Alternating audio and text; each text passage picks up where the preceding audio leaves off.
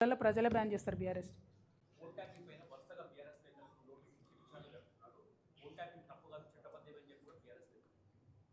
అంటే నేను ఒకటే మాట చెప్తా ఉన్నాండి, అసలు కాంగ్రెస్ ప్రభుత్వం ఎవరికి నోటీస్ ఇస్తుందో అర్థమవుతలేదు.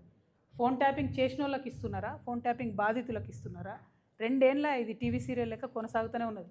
ఆ కార్తీక దీపం అన్న గుర్తుంటుంది కానీ ఇది గుర్తుంటలేదు ఇది. సో ఘోరమైన పరిస్థితి ఉన్నది ఇక్కడ. సో నాన్ సీరియస్ అయిపోయింది, జోక్ అయిపోయింది ఫోన్ ట్యాపింగ్ అంటే.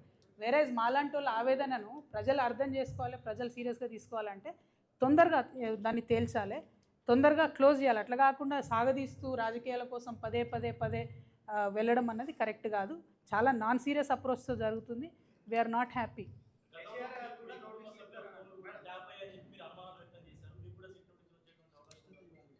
నాకు తెలియదు, ఏమో చూద్దాం, వచ్చినప్పుడు చూద్దాం.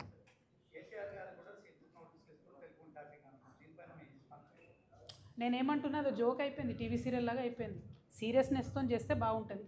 అట్లా కాకుండా రేపు పొద్దున దాని రిజల్ట్ ఏం లేకుండా ఊరికే చేసేసి ఎలక్షన్ అయిపోయాక బంద్ పెడతారేమో అని నాకు అనిపిస్తున్నది.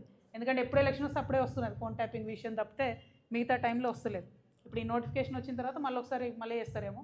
ఎందుకంటే అర్బన్ ఏరియాస్లో పోలింగ్ ఉంది కాబట్టి దానికోసం చేస్తున్నారని నాకు అనిపిస్తుంది. నేను మళ్ళీ చెప్తున్నా, ఇది కరెక్ట్ కాదు. ఫోన్ ట్యాపింగ్ అనేటటువంటిది టెర్రరిస్టుల కోసం పెట్టినటువంటి విషయాన్ని అన్ని ప్రభుత్వాలు దుర్వినియోగం చేస్తున్నాయి. అది చేయకూడదని మాత్రమే నేను డిమాండ్ చేస్తాను. Thank you. జై తెలంగాణ.